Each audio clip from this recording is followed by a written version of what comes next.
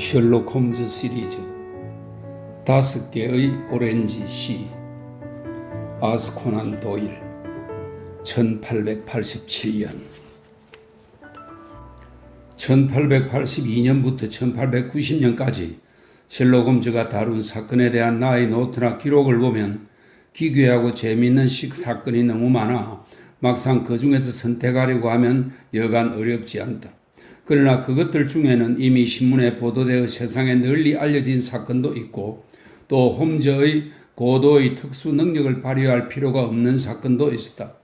또 그의 분석으로도 해결하지 못하고 이야기로는 시작되어도 결말이 없는 사건도 있었고 한편 아주 부분적으로밖에 해결되지 않아 그가 그렇게도 중요하게 생각하는 절대 논리적인 증거가 아니고 억측이나 추측으로 설명할 수밖에는 없었던 사건도 있다.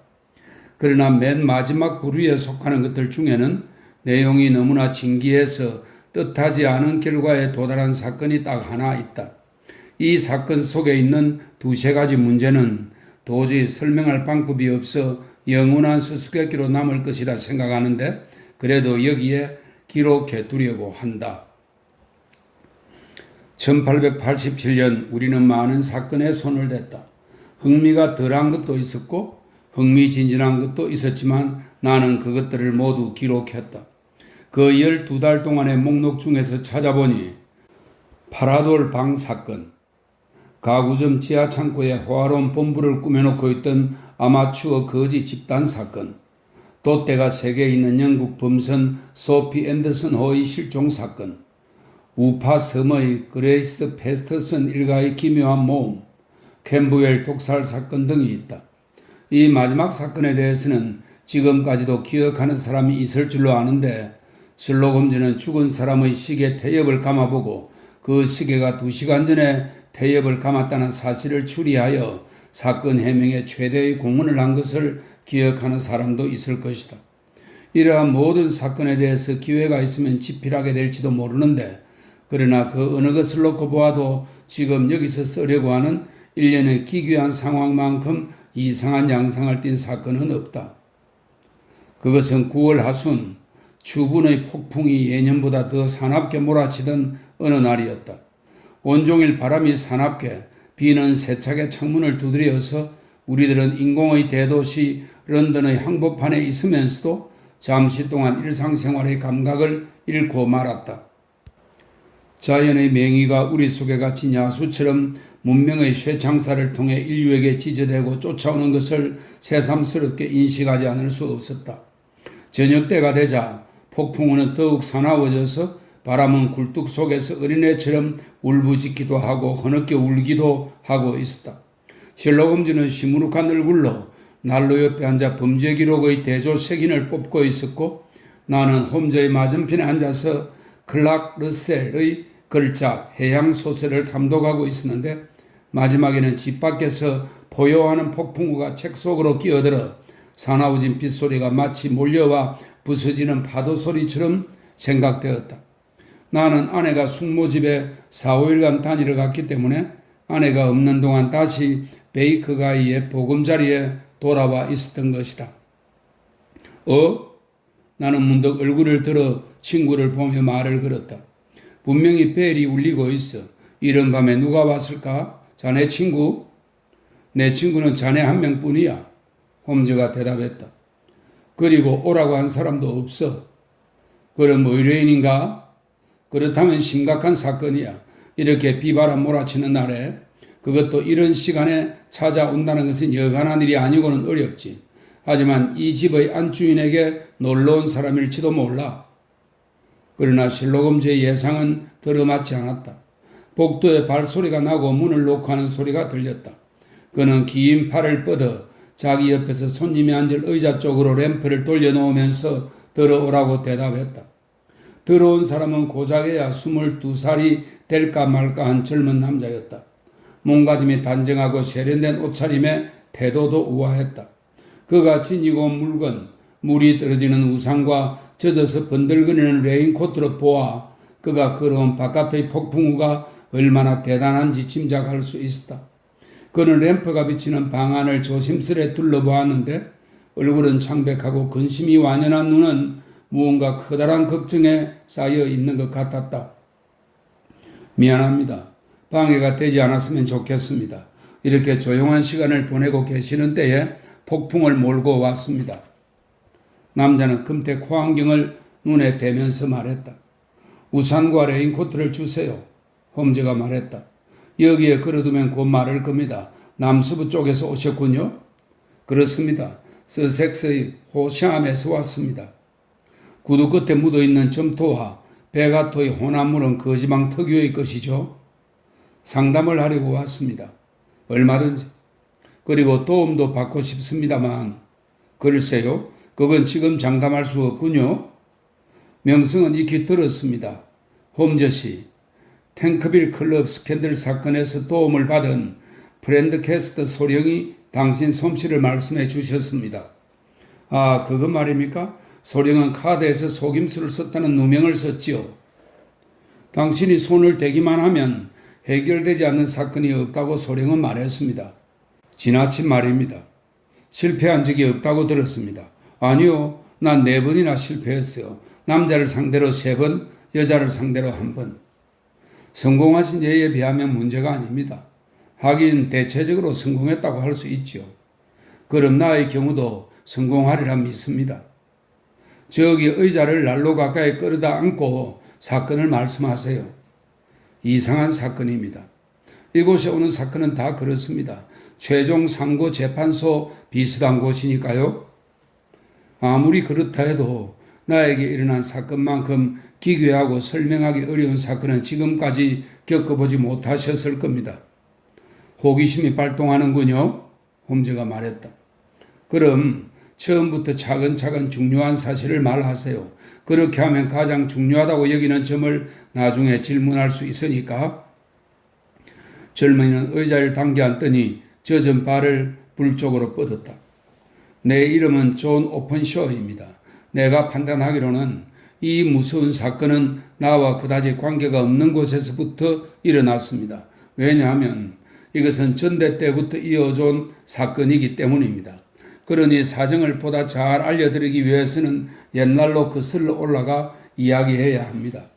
먼저 말씀드립니다만 할아버지에게는 아들이 둘 있었는데 형은 일라이어스, 동생은 나의 아버지 조셉이었습니다. 아버지는 코멘트리에 작은 공장을 갖고 있었는데 자전거가 발명되자 공장을 확장했습니다. 오픈쇼 내구 타이어 특허를 받고 나중에 그 특허권을 팔아서 상당한 돈을 만들고 여생을 편하게 지낼 수 있을 만큼 성공했습니다. 큰아버지 일리어스는 젊은 시절에 아메리카에 건너가 플로리다에서 농장을 경영했는데 큰아버지도 나름대로 꽤 성공했다는 소문입니다. 그러다가 남북전쟁이 일어나는데 큰아버지는 남군의 잭슨 장군 밑에 들어가 종군했고 그 후 후드 장군 밑에서 대령까지 진급했습니다. 그러나 1865년 남군 총사령관 리 장군이 항복을 하자 다시 농장으로 돌아가 3, 4년을 그곳에서 살았습니다. 그 후 1869년인지 70년인지 유럽에 돌아와 호샴에 가까운 서섹스에서 작은 땅을 매입해 그곳에서 살았습니다. 큰아버지는 아메리카에서 상당한 재산을 마련했는데 그런데도 영국에 돌아온 이유는 흑인을 몹시 싫어하여 그들에게 선거권을 주는 공화당의 정책이 비위에 맞지 않았기 때문이라 합니다. 큰아버지의 인품은 유별난 데가 많았습니다. 성미가 급하고 거칠어서 화가 나면 무지막지한 독설을 퍼부어댔습니다. 그리고 사교를 몹시 싫어했습니다. 호샴에서도 몇 해나 살았습니다만 그동안 한 번이라도 거리에 나간 적이 있는지 의심스러울 정도입니다. 집 주위에는 정원도 있고 밭도 있어서 그곳에서 가끔 운동도 하곤 했지만 몇 주일 계속해서 방에만 처박혀 나오지 않는 때도 가끔 있었습니다. 큰아버지는 브랜디를 많이 마셨고 담배도 골초입니다만 사람과 만나는 것은 질색으로 여겨서 친구가 없어도 태연했습니다. 동생에게까지 친밀감을 갖지 않는 정도였으니까요. 그러나 나만은 예외였습니다. 나는 큰아버지의 사랑을 받았습니다. 처음 만난 것이 내가 12살 때이니까 그 때문이 아닌가 생각됩니다. 아마도 1878년으로 기억합니다만 큰아버지가 영국으로 돌아와 89년이 지났을 때입니다. 큰아버지는 아버지의 승낙을 받고 나를 당신 집에 데려다 놓았는데 큰아버지 나름대로 나에게는 퍽 다정하게 대해주었습니다. 술을 마시지 않을 때는 나를 데리고 주사위 놀이나 체스를 하는 것을 좋아했고 또 하인이나 드나드는 상인에 대해서는 나를 대리인으로 내세웠기 때문에 나는 16살 때부터 집안 일을 처리할 수 있었습니다. 열쇠도 모두 내가 맡았으며 큰아버지의 조용한 은둔 생활을 시끄럽게 하지 않는 한 어디에 가서 무엇을 하든 탓하지 않았습니다. 그러나 한 가지 이상한 예외가 있었습니다.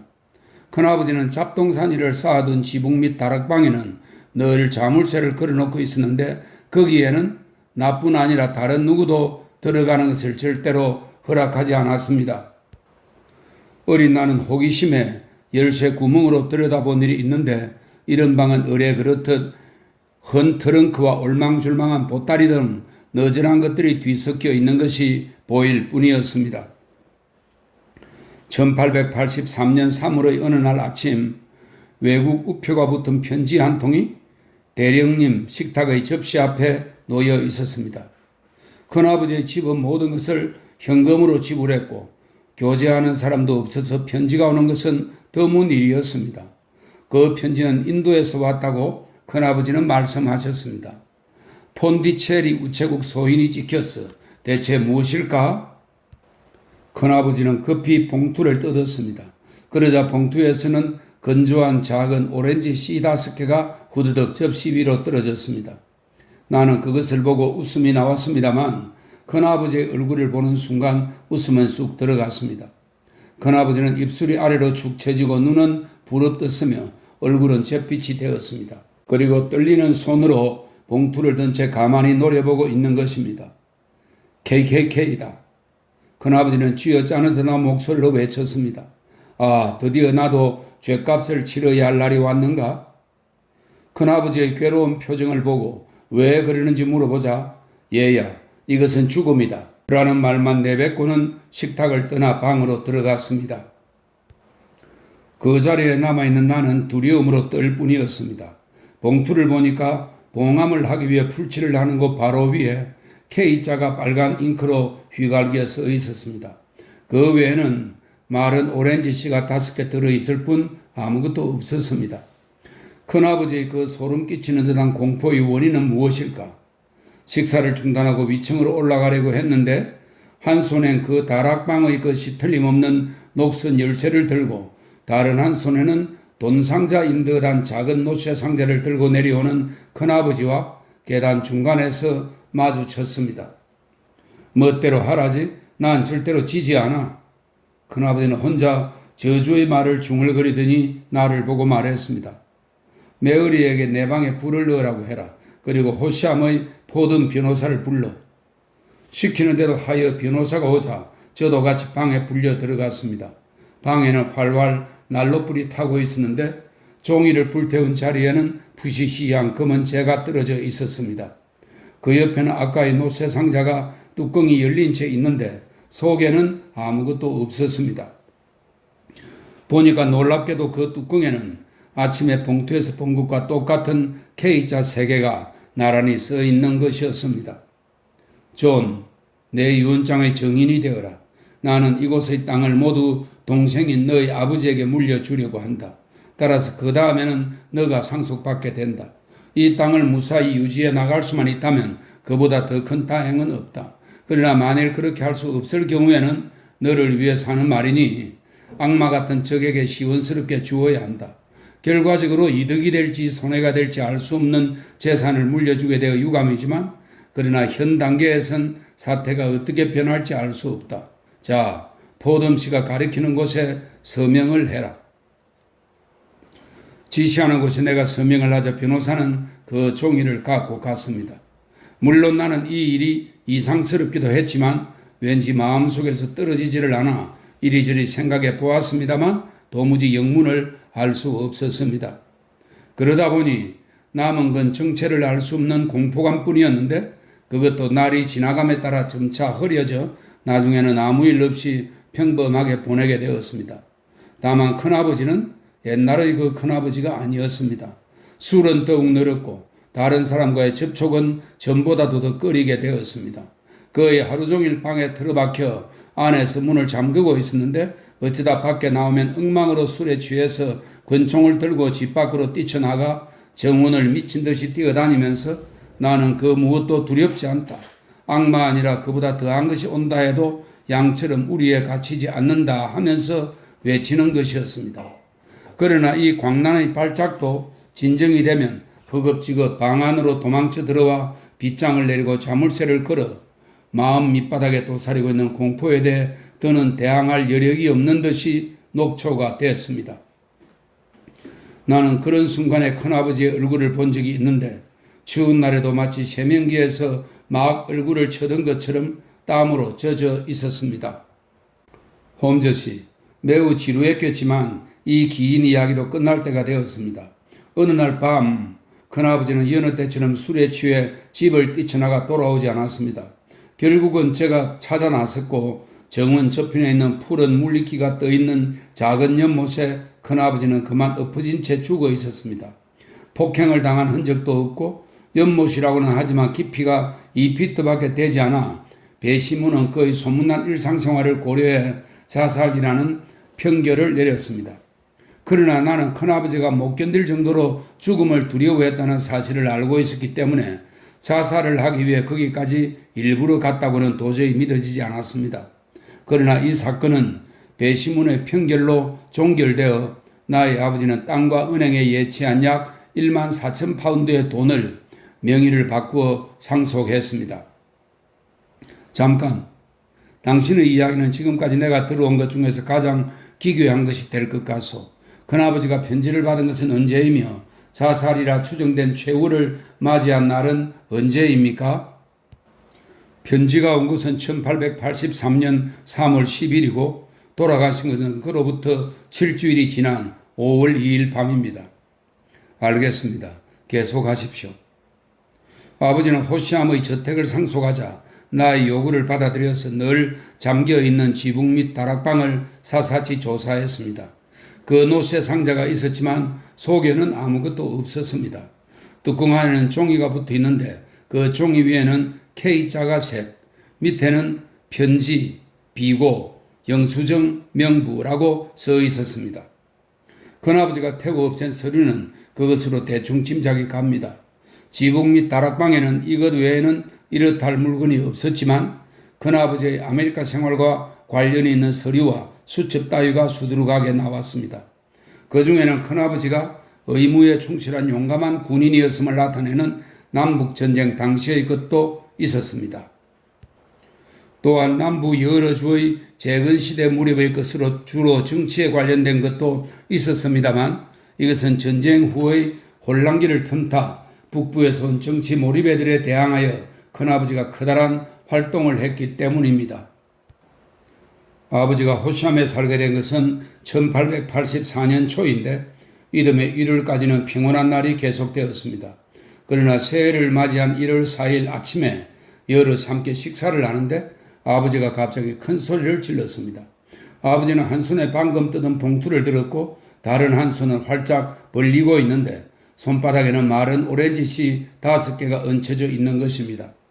아버지는 평소에 내가 큰아버지의 이야기를 하면 터무니없는 이야기라면서 웃곤 했는데 같은 일이 자신에게 일어나자 웃기는커녕 겁이 더럭 나는 모양이었습니다.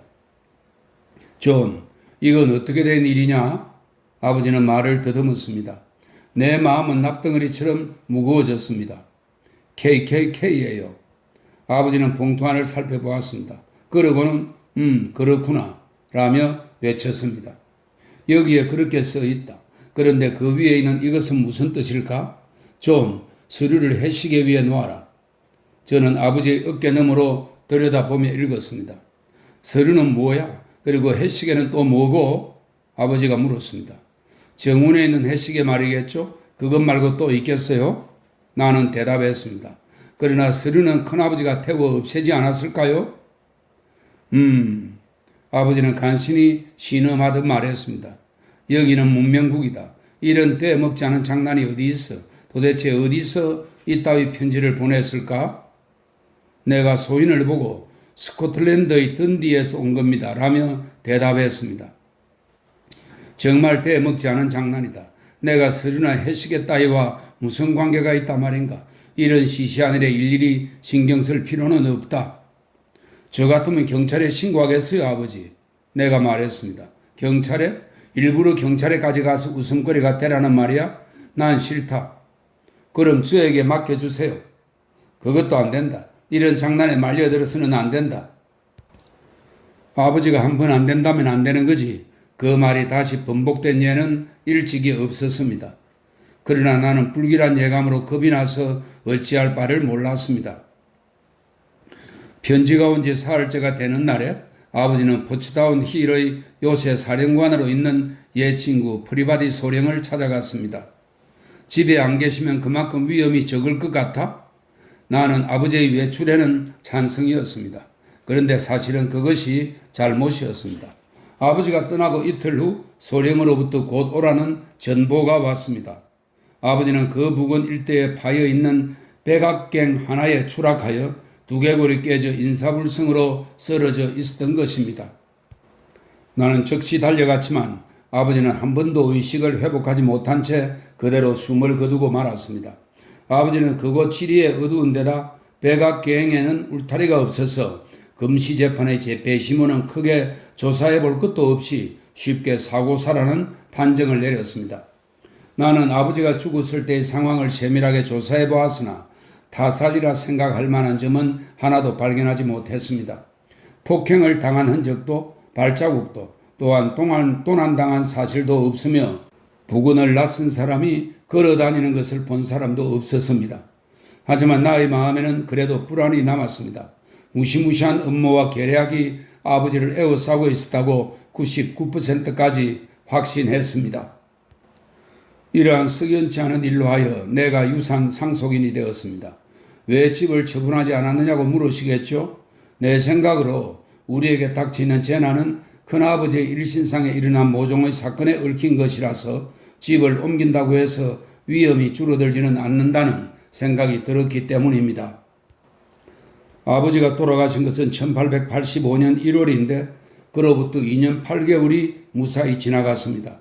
나는 그동안 호시암에서 행복한 생활을 보냈고 이렇게 나간다면 우리 집안에 내린 저주도 큰아버지와 아버지 대해서 끝난다고 생각하기 시작했습니다. 그러나 나의 이러한 낙관적인 생각은 너무 빨랐던 것 같았습니다. 왜냐하면 바로 어제 아침에 아버지의 일신에 닥쳐온 것과 같은 형태로 나에게도 무서운 조짐이 찾아온 것입니다. 젊은이는 조끼 주머니에서 구겨진 봉투를 꺼내더니 테이블 위에 오렌지 씨 5개를 쏟아 놓았습니다. 이것이 그 봉투입니다. 소인은 런던 동부로 되어 있습니다. 봉투 속에는 아버지가 받으신 것과 똑같은 내용의 글이 들어 있습니다. KKK 그리고 그 밑에 서류를 해시계 위에 놓아라 라고 쓰여 있습니다. 그래서 당신은 어떻게 했습니까? 아무것도 하지 않았습니다. 아무것도 하지 않았다니요? 사실은 어떻게 해야 좋을지 모르겠습니다. 마치 뱀의 놀림을 받은 토끼가 된 기분입니다. 저항할 길이 없는 무자비한 악마의 손에 붙잡혀서 아무리 앞을 내다보고 조심을 해도 살아나지 못할 것 같은 예감이 듭니다. 아니요. 당신은 신속하게 행동하지 않으면 당합니다. 당신을 구하는 것은 활동력뿐입니다. 절망만 하고 있을 때가 아닙니다. 경찰에 신고를 했습니다. 그랬어요? 사정을 이야기했더니 웃더군요. 아마 편지가 모두 장난이고 큰아버지와 아버지의 죽음은 배심원이 편결했듯이 완전한 사고로서 편지하고는 아무 관계가 없다고 생각하는 모양입니다. 어처구니 없도록 어리석은 것들. 그래도 저희 집을 보호하기 위해 경관 한 명을 보냈습니다. 오늘 밤에도 당신과 함께 왔습니까? 아니요. 집을 지키라는 명령이니까요. 홈즈는 또 미친 사람같이 주먹을 휘둘렀다. 당신은 왜 이곳에 왔습니까? 아니 왜 즉시 오지 않았습니까? 몰랐으니까요. 사실은 오늘 처음 프렌드게스트 소령에게 틀어놓고 이야기를 했더니 당신을 찾아보라고 권하더군요.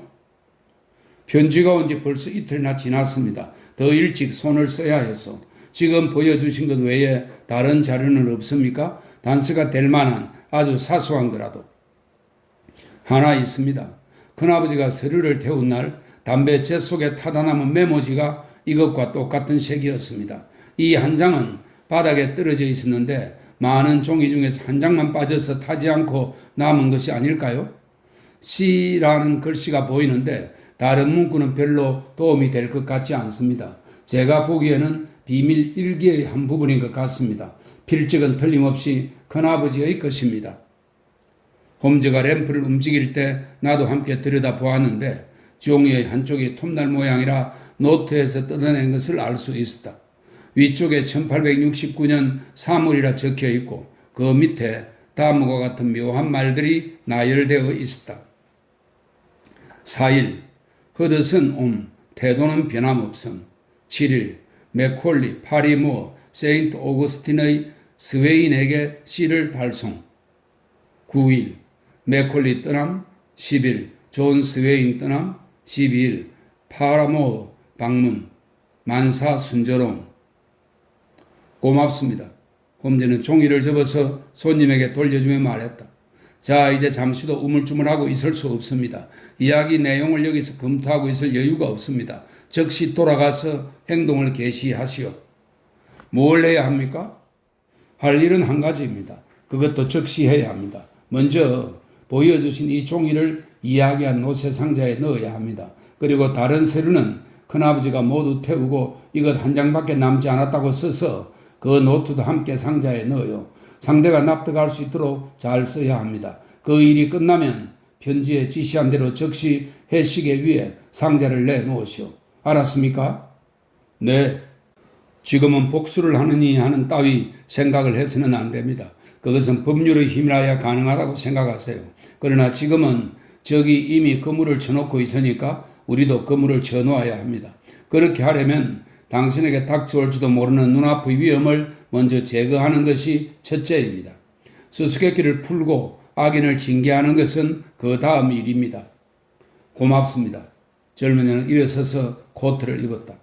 당신은 저에게 재생의 희망을 주셨습니다. 꼭 말씀하신 대로 실행하겠습니다. 1분 1초라도 헛되이 할 수 없습니다. 그리고 무엇보다도 몸조심해야 합니다. 당신 신변에 무슨 위험이 닥쳐오고 있는 것은 확실한데 어떻게 가실 생각입니까? 워털루역에서 기차로. 아직 9시 전이요. 사람의 왕래가 꽤 있을 테니까 별 염려는 없을 겁니다. 그래도 충분히 주의는 해야 합니다. 저는 무기를 갖고 있습니다.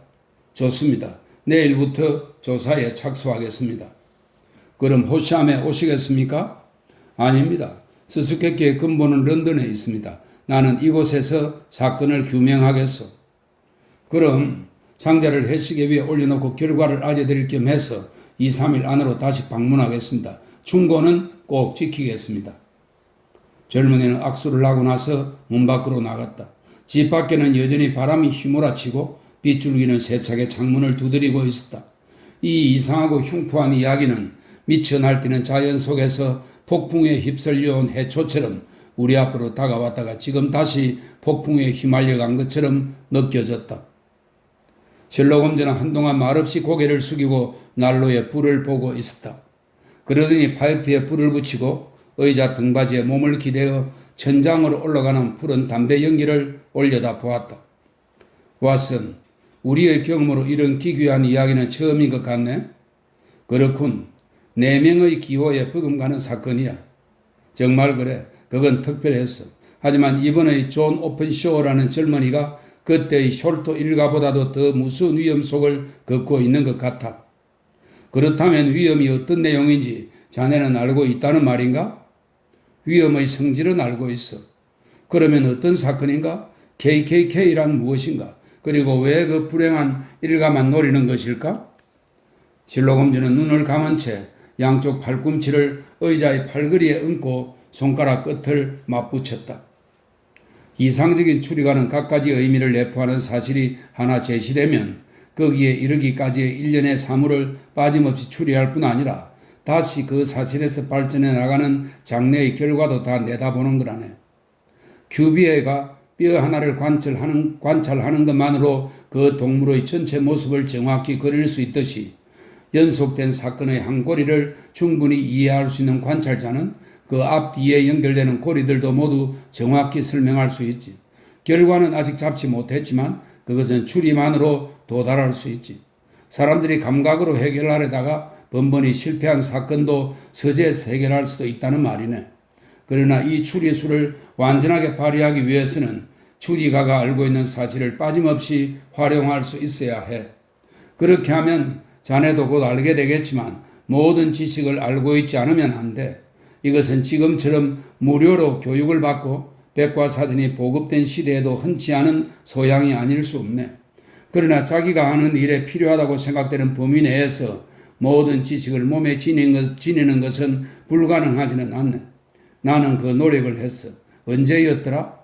우리들이 처음 알게 된 무렵에 자네는 나의 지식의 한계를 매우 정확하게 판정한 적이 있었지. 나는 웃으며 말했다.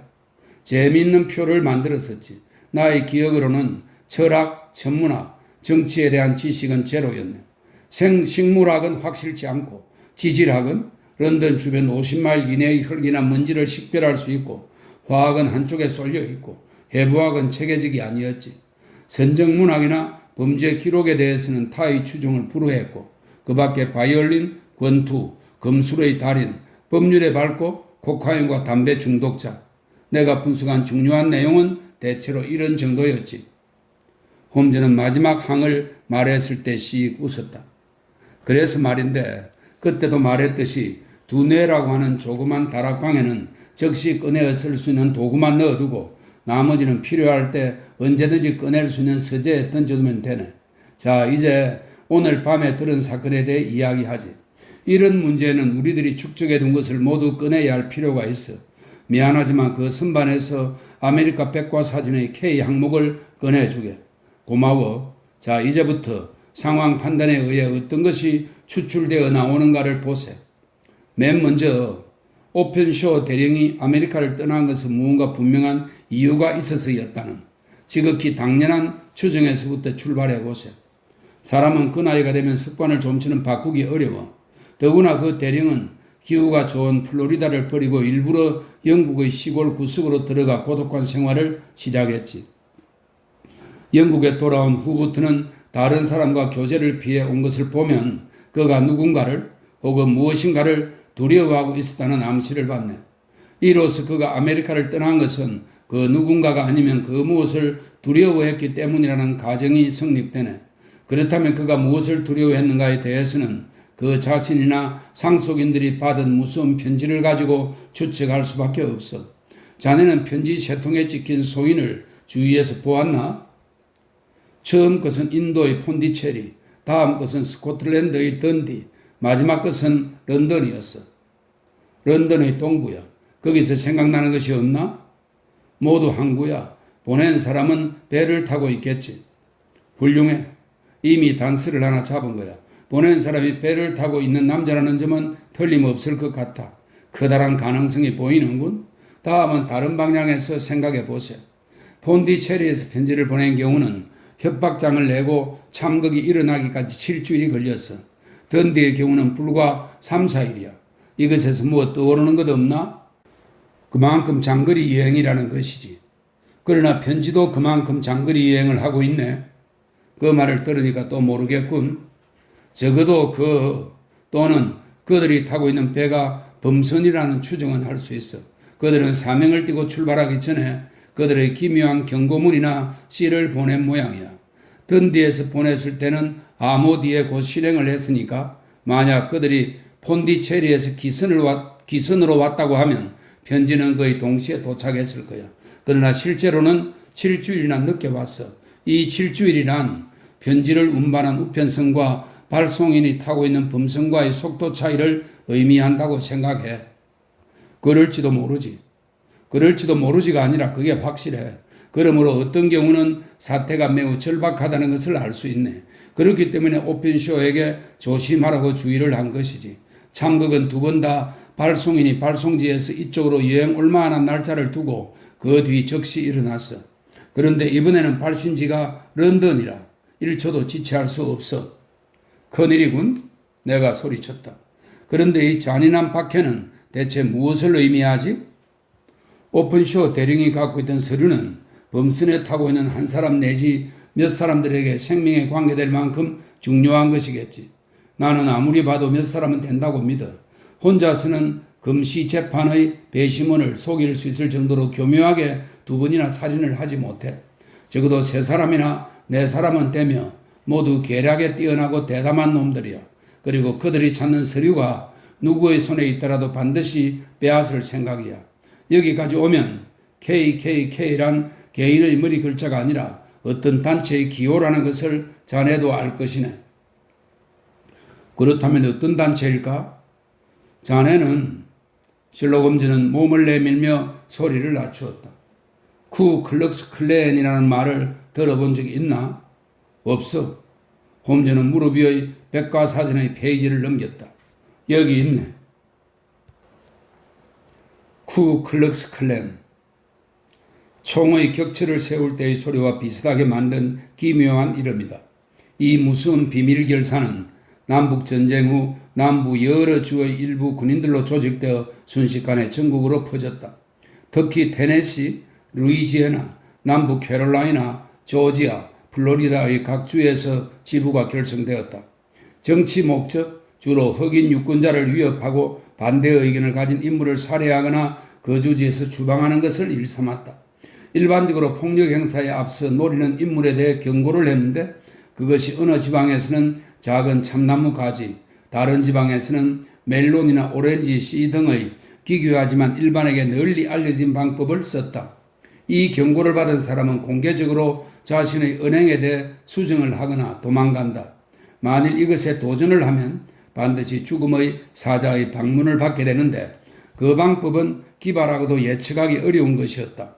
결사의 조직이 완벽하고 또한 실행 방법이 조직적이었으므로 경고에 거역하고도 죽음을 모면한 기록이나 범죄가 근거되었다는 기록은 찾아볼 수 없다. 이 결사는 아메리카 정부나 남부 사회의 선량한 사람들의 노력에도 불구하고 수년간 전승을 구가했으나 1869년에 갑자기 활동을 중지했다. 그러나 그 후에도 같은 종류의 단체가 산발적으로 나타났다. 이것으로 알 수 있듯이 홈즈는 사전을 밑에 놓으면서 계속 말했다. 결사가 갑자기 활동을 중지한 것이 오픈쇼 대령이 아메리카에서 서류를 가지고 귀국한 시기와 일치하고 있어. 여기에 인과관계가 있는지도 몰라. 대령과 그 일족이 집념 강한 잔당이 해치려 하는 대상이 되었던 점도 이상하지 않지. 기록이나 일기가 남부의 일부 지도자와 관계가 있는 것일지도 모르고 그것을 찾을 때까지는 안심하고 잠을 자지 못하는 사람이 많을지도 모르는 것은 자네도 쉽게 짐작할 수 있지. 그러면 아까 본 노트의 한 페이지는 우리들이 상상한 그런 거겠지. 내 기억이 정확하다면 A, B, C에 C를 보냈다고 써있지. 그건 즉 조직의 협박장을 보냈다는 뜻인데 다음에 A와 B가 떠났다로 되어 있는데 그것은 도망갔다는 것이고 끝으로 C가 방문을 받았다는 것은 틀림없이 불길한 것을 의미하네. 여보게 왓슨, 우리는 어쩌면 암흑세계에 약간이나마 메스를 가하게 될지도 모르겠어. 그리고 존 오픈쇼는 내가 말한 방법 말고는 달리 살 길이 없을 거야. 자, 이로써 오늘 밤에 할 이야기는 다 한 셈이니 저기 바이올린이나 집어줘. 이 지독한 날씨와 그보다 더 지독한 인간 세상을 30분 정도 있도록 하지. 다음 날 아침은 날씨가 활짝 개었다. 태양은 대도시 위에 덮인 옅은 안개를 통해 부드러운 햇빛을 내리고 있었다. 내가 내려가 보니까 실록 홈즈는 벌써 아침 식사를 하고 있었다. 미안, 자네를 기다리지 않았네. 홈즈가 말했다. 오늘은 오픈쇼 사건으로 매우 바쁠 것 같아서 말이야. 어떤 조치를 하려나? 처음 조사한 결과에 달려서 결국은 호시암에 가게 되겠지만 먼저 거기부터 가는 게 아니고 시내에서부터 시작하겠어. 배를 울려주게. 하녀가 자네의 커피를 갖고 올 거야. 커피를 기다리는 동안 나는 테이블에서 아직도 접힌 채로 있는 신문을 들어 읽기 시작했다. 문득 어떤 제목이 눈에 들어와 나는 오한을 느꼈다. 이봐 홈즈, 이미 늦었어. 나는 외쳤다. 뭐? 홈즈는 커피 잔을 놓으면서 말했다. 혹시나 하고 있었는데 어떤 방법으로 당했나? 그의 음성은 조용했으나 강한 충격을 받은 것만은 분명했다. 오픈쇼라는 이름이 눈에 띄었지. 워틀루 다리 부근의 참극이라는 제목이야. 읽어보게. 어젯밤 9시에서 10시 사이에 H서의 쿡 순경은 워틀루 다리 부근에서 근무 중 사람 살리라는 외침과 물이 튀는 소리를 들었다. 행인이 몇 명 달려와 협력했으나 심한 비바람과 어둠 때문에 구조는 엄두도 낼 수 없었다. 그러나 경보에 의해 수상경찰이 출동, 시체 인양에는 성공했다. 신우는 주머니에 들어있던 봉투에 의해 호시암 부근에 사는 존 오픈쇼라는 신사로 판명되었다. 그는 막차를 타기 위해 역으로 급히 가던 중 칠흑 같은 어둠 때문에 길을 잘못 들어 전기선 선착장에 실족한 것으로 추정된다. 시체에는 폭행의 흔적이 발견되지 않아 불행한 사고사가 틀림없다. 이 결과 선착장의 상태에 대해 앞으로 당국이 주의를 해야 할 것이다. 우리들은 잠시 말을 잊었다. 나는 지금까지 홈즈의 그런 침울하고 실망한 표정을 본 적이 없다. 왓슨, 나는 자존심에 상처를 입었어. 홈즈가 말했다. 물론 이것은 하찮은 개인 감정이지만 나의 자존심은 상처를 입었어. 이렇게 되면 나도 모른 체 할 수 없는 문제야. 이 목숨이 붙어있는 한 반드시 그 악당들을 체포하고 말겠어. 생각도 못해 나에게 의지하려고 찾아왔다가 돌아가는 길에 무참히 죽음을 당하다니. 그는 의자에서 일어섰다. 얼굴은 붉게 상기되어 있었지만 창백했고 가늘고 긴 두 손을 신경질적으로 맞잡았다 놓았다 하면서 흥분을 누르지 못하고 방안을 왔다 갔다 했다. 강교한 악마들 같으니 어떤 방법으로 그곳까지 유인했을까? 강병기는 역으로 가는 길이 아니야. 다리 위에는 그런 폭풍우 몰아치는 밤이라도 사람의 왕래가 많아서 범행을 하기에는 적합하지 않았던 거야. 좋아, 왓슨. 누가 최후의 승리자가 되는지 지켜보게. 나는 이제부터 시작이야. 경찰서에 가리나? 아니야. 내가 경찰이 되겠어. 내가 그물을 쳐놓으면 경찰이 파리 정도는 잡겠는데 그렇지 않으면 그들은 아무것도 못해. 나는 그날은 온종일 본업인 의사일로 바빠서 베이커에 돌아간 것은 밤이 되어서였다. 셜록 홈즈는 아직도 돌아오지 않았다가 10시 가까이 되어 지쳐서 창백한 얼굴로 돌아왔는데 들어오자마자 찬장문을 열더니 빵을 꺼내어 물을 마셔가면서 허겁지겁 먹기 시작했다. 배가 고팠나? 내가 말했다. 배고파 죽을 것 같았네. 먹는 것을 잊고 있었어. 아침부터 아무것도 먹지 않았어. 아무것도? 그래. 먹어야 한다는 생각을 할 겨를이 없었어. 그래, 일은 잘 되었나? 단서를 잡았군. 놈들은 내 손안에 있어. 오픈쇼의 원수를 갚을 날도 멀지 않네. 자, 왓슨. 이번에는 우리가 놈들에게 악마적인 암호를 보내세. 이건 멋진 착상이야. 뭐라고? 홈즈는 찬장에서 오렌지를 꺼내더니 잘게 쪼개 테이블 위에 씨를 발라내었다. 그리고 그 가운데 5개를 봉투에 넣고 봉투의 접혀진 안쪽에다 J.O.의 대리 S.H. 이 말은 존 오픈쇼의 대리 셜록 홈즈라는 뜻입니다. 라고 썼다. 봉함을 하고 끝에다 아메리카 조지아주 사반나항 세도대 범선 론스타호 선장 제임스 켈라운 씨라고 수신인의 이름을 썼다. 배가 항구에 들어가면 이것이 기다리고 있을 거야. 놈은 이것을 보고 밤잠도 설치게 될 것이네. 오픈쇼가 떠밀려 죽었을 때와 같이 편지를 보면 피할 수 없는 운명이 예고되었다고 느낄 걸세. 그 켈라운 선장은 누구야? 일당의 두목이야. 다른 놈들도 해치우겠지만 우선 두목부터야.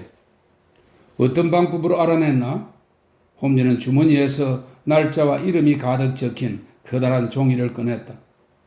나는 오늘 하루 종일 로이드 선박 등록부와 옛 신문을 조사하여 1883년 1월부터 3월까지 폰디체리에 기항한 배의 그 후의 동정을 조사했어. 지난 2달 동안의 보고에 의하면 톤수가 큰 배는 36척이었네. 그 중에서 론스타호라는 배가 나의 관심을 끌었네. 왜냐하면 런던에서 출항한 것으로 되어 있지만 이 배의 이름은 아메리카 어느 주의 별명이거든. 텍사스지? 글쎄, 거기까지는 기억하지 못했고 지금도 자신이 없어. 아무튼 아메리카 선박은 틀림없다고 단정했네. 그래서 어떻게 했나? 다음에 든디항의 기록을 조사해보니까 론스타우가 1885년 1월에 기항했다는 것을 알았어. 그래서 혐의는 확신으로 변했지. 그 다음에는 현재 런던항에 정박해 있는 배를 조사했지. 그랬더니 론스타우는 지난주에 들어와 있었어. 즉시 템즈강의 엘버트 도옥에 달려갔더니 아침에 썰물을 타고 사반나 항을 향해 귀향길에 올랐다는 것을 알았어. 강 어귀인 그레이브스 엔드에 전보로 문의했더니 조금 전에 그곳을 통과했다는 대답이었고, 바람은 동풍이었으니 지금쯤은 굿 위인의 열목을 지나 화이트섬 근처를 통과하고 있을 거네. 앞으로 어떻게 할 건가? 체포한 거나 다름없네. 내가 조사한 바로는 선원 중 순수한 아메리카인은 선장과 두 항해사뿐이었어.